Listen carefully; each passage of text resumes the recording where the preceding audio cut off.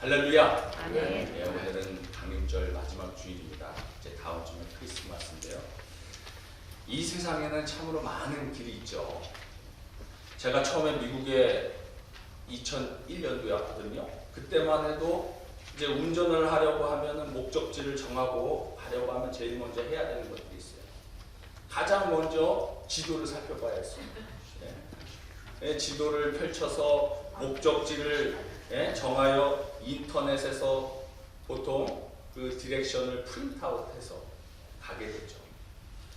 아무리 넓고 좋은 프리웨이를 달린다고 할지라도 이 맵, 지도를 펴놓고 자신이 가고자 하는 그 분명한 그 목적지를 이 길을 숙지를 하지 않으면요, 마치 이게 심정적으로 밀림을 헤매는 것 같은 그 불안함을 느낄 수밖에 없는 것이죠. 그래서 분명히 떠나기 전에 반드시 어떻게 가야 되는지 루트를 다 확인하고 떠나야 했다는 것입니다. 하지만 요즘 어때요? GPS 시스템이 나와서 길을 찾는 것이 얼마나 쉬워졌는지 지도 보는 일에 익숙하지 않은 그 여성분들도 쉽게 길을 찾아갈 수 있는 세상이 됐습니다. 따라서 GPS는요, 현대인들에게 있어서 없어서는 안 될 필수품이 되고 말았어요. 오늘날은 과학의 발달과 함께 이제는 셀폰, 갖고 다니는 셀폰을 통해서 GPS를 사용하다 보니까 이 세상에서 이 길을 찾는 것이 너무나 쉬워졌습니다. 문제는 사는 것이 편해지고 쉬워질수록 길이요 진리요 생명이신 주님을 찾지 않게 되는 것 같다는 것이죠. 영적으로 어두워지고 있다는 것이 우리들의 문제인 것입니다. 우리들의 삶은 점점 편해지고 있는데 오히려 우리들의 마음이 세상적인 유혹에 시달리고 빼앗기고 있어서 우리는 우리 자신의 인생을 진지하게 돌아보고 점검하지 못하고 살아간다는 것입니다. 우리는 매일 새벽부터 밤늦게까지 무엇인가에 시달리거나 쫓기면서 마음과 정신을 빼앗기고 살아가고 있지는 않으십니까? 복된 강림절입니다. 우리의 삶의 좌표를 길이요 진리요 생명이신 예수님의 삶에 맞추어 보고 우리의 삶의 목적지와 방향을 점검해야 할 때라고 믿습니다. 오늘은 길이요 진리요 생명이신 예수님이라는 제목으로 말씀을 선포하고자 합니다. 오늘 본문의 배경을 보면은 예수님께서 잡히시기 전날 밤 제자들과 함께 만찬을 가지셨습니다. 그 가운데 벌어진 내용이에요. 예수님께서는 제자들의 발을 씻겨주시고 또 성만찬을 하시면서 얼마나 기분이 좋았겠어요. 그런데 그때 무슨 말씀하시느냐? 너희 중에 한 사람이 나를 팔 것이다. 그 좋은 분위기에 너희 중에 나를 팔 것이다. 배출해야 할 것이다. 이러니까 그 좋던 분위기가 냉랭해졌을 겁니다. 그러니까 도대체 누가 배신한단 말인가? 제자들이 이제 예수님께 묻습니다. 그런 상황 가운데 수제자였던 베드로가 큰 소리치며 저는 죽어도 예수님을 따라갈 겁니다. 그러자 예수님이 뭐라고 말씀하세요? 너는 새벽에 닭이 울기 전에 3번 나를 부인하리라. 그러니까 어떻게 되는 거예요? 분위기가 더 냉랭해지는 것입니다. 제자 중에 한 명이 예수님을 팔 것이다. 또한 수제자인 베드로가 주님을 3번씩이나 부인한다. 이 말을 하니까 얼마나 그냥 분위기가 다운되겠어요. 거기에 더하여 주님께서는 내가 이제 곧 너희를 떠난다. 이 말씀을 하시는 거예요. 이 말을 들은 제자들은 마음이 어떻겠습니까? 얼마나 당황스러웠을까요? 분위기는 가라앉고 침울해졌겠죠. 가족들을 버려두고 예수님만 바라보고 쫓아다녔는데 제자들의 마음에 얼마나 슬픔과 근심이 가득 찼겠습니까? 그러나 솔직히 말하면 제자들의 슬픔과 근심은 예수님 때문이에요? 아니에요. 본인 때문이에요. 그동안 주님을 바라보고 이제 한 자리 차지하겠다, 부르고 있는데 나는 곧 너희들 떠나겠다 이러니까 아니 그들 입장에서 어떻게 되는 거예요? 낙동강 우리야 신세 되는 거예요. 빠빠이 하는 거예요. 주님만 바라보고 쫓아다녔는데 그 노력이 다 허사가 되는 거 아닙니까? 그래서 주님이 이 제자들에게 14장 1절에 이렇게 말씀하세요. 너희는 마음에 근심하지 말라. 하나님을 믿으니 또 나를 믿으라. 주님은 마음에 근심하지 말고 나를 믿으라 말씀하시면서 제자들을 떠나는 목적이 무엇인지에 대해서 말하고 있습니다. 2절 3절 2절 내 아버지 집에 거할 곳이 많도다. 그렇지 않으면 너에게 일렀으리라. 내가 너희를 위하여 거처를 예비하러 가노니 가서 너희를 위하여 거처를 예비하면 내가 다시 와서 너희를 내게로 영접하여 나 있는 곳에 너희도 있게 하리라. 아멘. 네. 근심하지 말라. 하나님을 믿으니 나를 믿으라. 왜? 무엇 때문에 나를 믿으라 말씀하십니까? 내가 아버지 집에 가서 너희들을 데리고 올 거처를 만들고 와서 너희를 데리러 오겠다. 그러니 근심하지 말라. 이걸 믿으라는 거예요. 우리의 신앙과 믿음의 본질은 무엇입니까? 이 땅이 전부인 줄 살아가는 이 세상 가운데 주님이 오셔서 이 땅이 전부가 아니라는 겁니다. 하늘 아버지의 거처가 있고 주님께서 그 거처를 준비해 주시러 오셨다는 것입니다. 할렐루야. 네. 이것이 그리스도인의 정체성입니다. 예수님께서 이 땅에 오신 목적도 우리를 준비하신 하늘 거처로 우리를 인도하러 오셨다는 거예요. 그래서 주님께서는 오늘 본문 4절 이와 같이 말씀하세요. 내가 어디로 가는지 그 길을 너희가 아느니라. 내가 어디로 가는지 너희들은 알 것이다. 아니 3년 반 동안 주님은 제자들과 함께 이 공생의 기간 동안 사역을 하시면서 계속해서 십자가에서 죽으실 것과 부활하실 것에 대해서 한두 번 얘기했겠어요? 계속해서 말했습니다. 십자가에서 우리의 죄악을 회복시키시고 영생을 주시고자 하는 주님의 구원 사역의 길을 계속해서 말씀하셨어요. 그런데 제자들은 주님의 말씀이 도무지 이해가 되지 않는 겁니다. 이에 제일 의심 많은 도마가 제자들의 심정을 대변하죠. 5절 말씀에 도마가 이르되 주여 주께서 어디로 가시는지 우리가 알지 못하거늘 그 길을 어찌 알겠사옵니까? 그들은 천국에 대해서 아버지 집에 대해서 전혀 알지도 못하는데 그런데 어찌 길을 알겠습니까? 말하는 거예요. 그렇잖아요. 천국이 어딘지도 모르는데 거기로 가는 길을 어떻게 알겠냐는 거예요. 제자들은 예수님을 오랜 시간 따라다녔지만 그들의 시야는 항상 세상적이었습니다.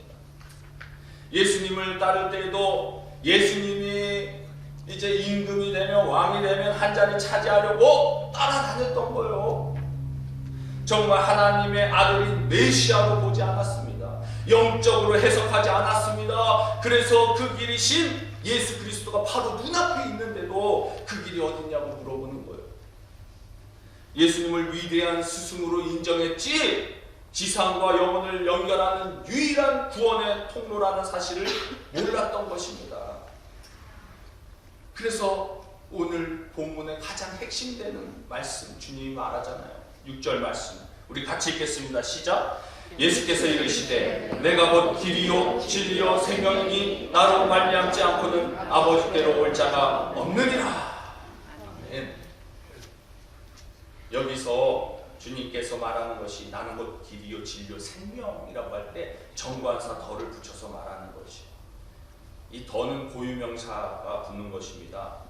그러니까 I am the way, 나 외에 다른 길이 없다는 겁니다. I am the truth, 나 외에 다른 진리는 없다는 겁니다. I am the life, 나 외에 다른 존재가 생명을 줄 수 없다는 겁니다. 주님은 왜 I am a way, 뭐 이렇게 왜 굳이 더 왜이냐, 왜이지, 이게 시험거리로 되는 사람들이 많습니다.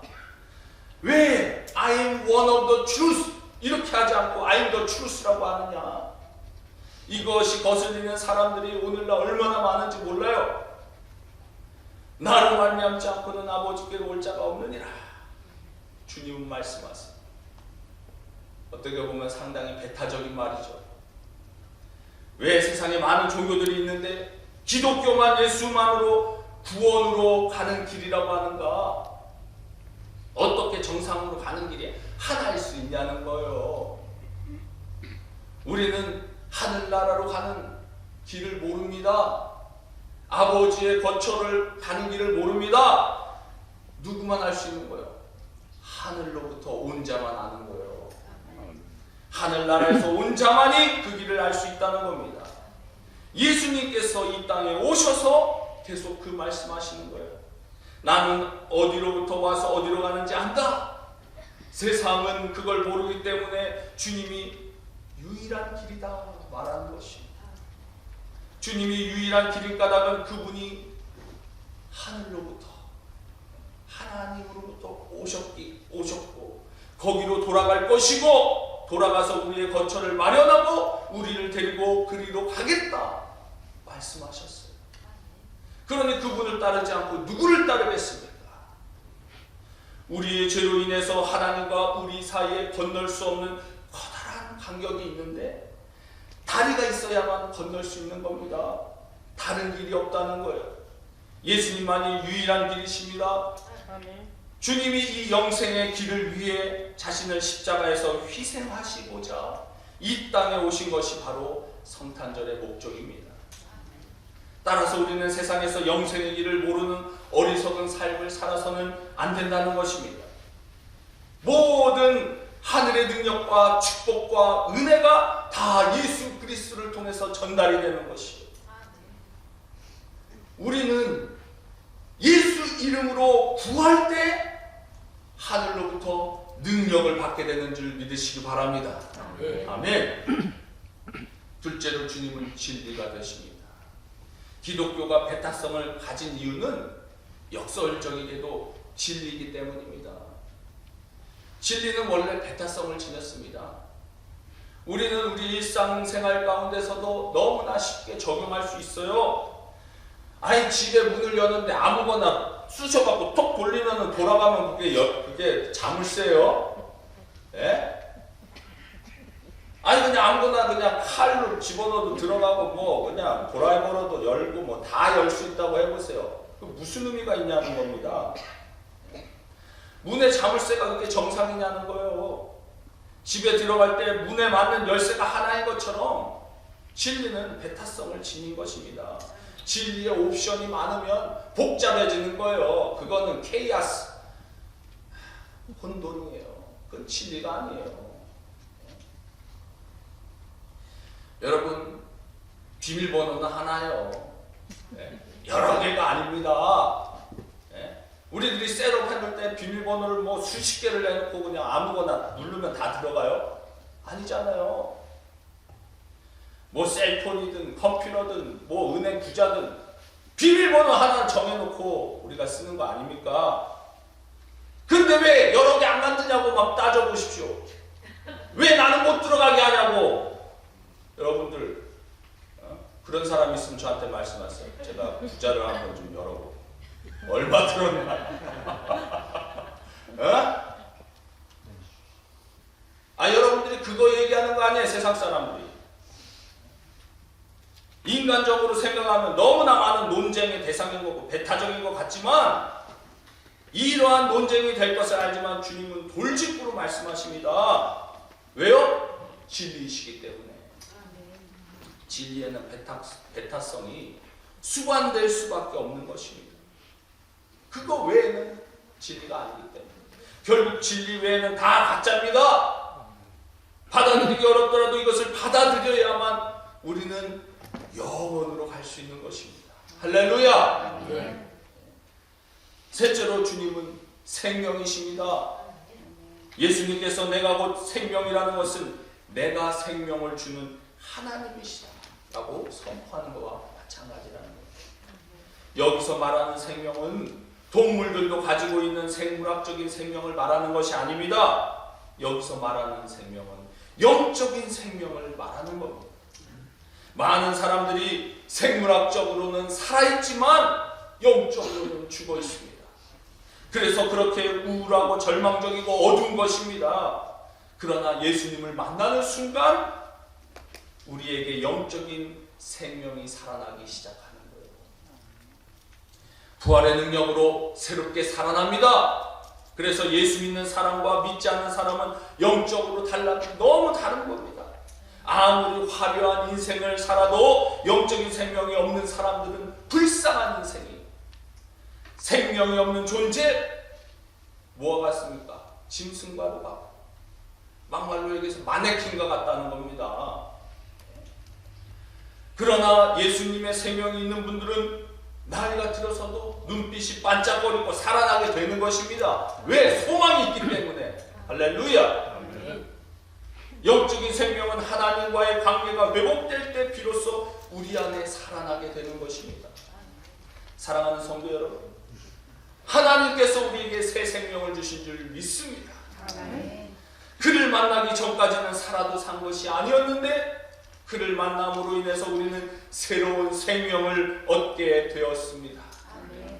이처럼 예수님께서는 길이요 진리요 생명 되시는 분이십니다. 아들의 이름을 부르는 자에게는 영원한 생명이 있고 누구든지 예수 이름으로 구할 때 우리는 하늘의 능력을 받게 되는 줄 믿습니다. 예수님은 이 시간 우리에게도 똑같이 말씀하세요. 내가 길이요 진리요 생명이니 나로 말미암지 않고는 아버지께로 올 자가 없느니라. 그럼에도 불구하고 수많은 사람들이 주님의 음성을 듣기를 거부합니다. 듣기는 들어도 믿지 않습니다. 엉뚱한 사기꾼들이 나와서 자기 확신에 차서 자신이 길이라고 유혹하면 우르르 몰려다녀요. 한 번 가면 돌이킬 수 없는 것이 인생입니다. 길이라고 다 길이 아닙니다. 진리라고 다 진리가 아닙니다. 생명이라고 다 생명이 아닙니다. 진리로 인도하는 길, 생명으로 인도하는 길은 오직 예수 그리스도 한 분밖에 없는 줄 믿으시기 바랍니다. 오늘을 살아가는 젊은 사람들의 일반적인 목표를 보게 되면 돈을 많이 버는 것, 출세하는 것, 유명한 연예인이 되는 것, 권력을 잡는 것 등으로 일반화해도 크게 틀리지 않는 것 같습니다. 그들은 자신의 목표를 이루기 위해 수단과 방법을 가리지 않습니다. 그러다 보니까 높은 위치에 올라가거나 고위공직자가 되더라도 권력과 법을 이용해서 세금을 포탈하고 나라와 국민에게 큰 해악을 끼치는 것입니다. 그러다 보니 사람들이 점점 양심이 무뎌지는 거예요. 누가 이 브레이크난 고장난 사회를 멈추게 할 수 있습니까? 사도 바울은 우리들의 모습에 대해서 이렇게 말하고 있어요. 로마서 3장 10절부터 18절 말씀. 기록된 바 의인은 없나니 하나도 없으며 깨닫는 자도 없고 하나님을 찾는 자도 없고 다 치우쳐 함께 무익하게 되고 선을 행하는 자는 없나니 하나도 없도다. 그들의 목구멍은 열린 무덤이요 그 혀로는 속임을 일삼으며 그 입술에는 독사의 독이 있고 그 입에는 저주와 악독이 가득하고 그 발은 피 흘리는데 빠른지라. 파멸과 고생이 그 길에 있어 평강의 길을 알지 못하였고 그들의 눈앞에 하나님을 두려워함이 없느니라 함과 같으니라. 아멘. 사도 바울은 우리의 모습이 이와 같다라고 말하고 있습니다. 맞습니다. 모두가 죄인인데 누가 브레이크가 고장난 이 세상을 멈추게 할 수 있습니까? 오직 한 분, 길이요 진리요 생명 되시는 예수님밖에는 없습니다. 약 200년 전에 영국의 에드워드 모트라는 사람이 있었습니다. 그의 직업은 목수였어요. 하루 종일 망치질해도 밥을 먹고 살기가 쉽지 않았답니다. 하루 일과가 끝나면 피곤한 육신을 달래기 위해 술을 마셨어요. 그러던 어느 날 역시 술이 취한 상태로 귀가하던 중에 한 교회 옆을 지나가게 되었는데 불이 켜져 있었고 예배를 드리고 있었습니다. 그때 그는 무엇인가 홀린 듯 교회당으로 들어가 뒷자리에 앉았습니다. 놀랍게도 하나님께서는 상처투성인 그의 마음을 만져주셨어요. 그 순간에 예수님을 길이요 진리요 생명으로 믿게 되었습니다. 예수님을 믿고 난 후 똑같은 일을 반복했지만 그의 자세는 180도 완전히 달라지게 된 것입니다. 그가 신바람나게 대패질을 하고 망치질을 하게 된 것입니다. 놀라운 일이 생기기 시작했습니다. 그가 만든 옷장이 불티나게 팔려 나가기 시작합니다. 그로 인해 많은 돈이 벌리게 되었고 50대 중반에는 자비를 들여 교회당을 지어 헌납하기도 하고 헌납하였을 뿐만 아니라 급기야 자신의 전부를 드리고 늦은 나이에 목사가 되었습니다. 그 후에 그가 지은 찬송시가 있습니다. 바로 그가 지은 찬송이 488장 이 몸의 소망 무언가. 이 몸의 소망 무언가 우리 주 예수뿐이세. 우리 주 예수밖에는 믿으리 아주 없도다. 주 나의 반석이시니 그 위에 내가 서리라. 그 위에 내가 서리라. 아멘. 이 가사의 첫 줄 영어로 보면 My hope is built on nothing less than Jesus' blood and righteousness. 나의 희망은 오직 예수의 보혈과 의로움밖에 없다는 고백이에요. 맞습니다. 예수 그리스도를 발견하면서 우리는 새로운 인생이 시작되었습니다.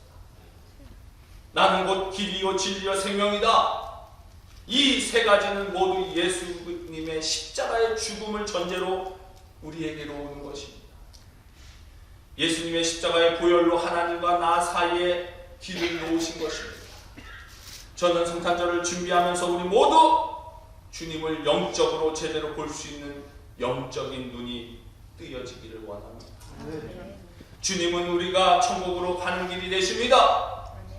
그리고 그 길을 가는 것을 밝혀주는 진리가 되십니다. 그리고 그 길을 갈 수 있도록 힘을 주시는 생명을 주시는 분이십니다. 예수님만이 우리의 길이요 진리요 생명이심을 믿고 주님과 함께 날마다 동행하며 승리하며 복된 삶을 사실 수 있는 저와 여러분들 다 되시기를 주님의 이름으로 축원을 드립니다. 기도하겠습니다.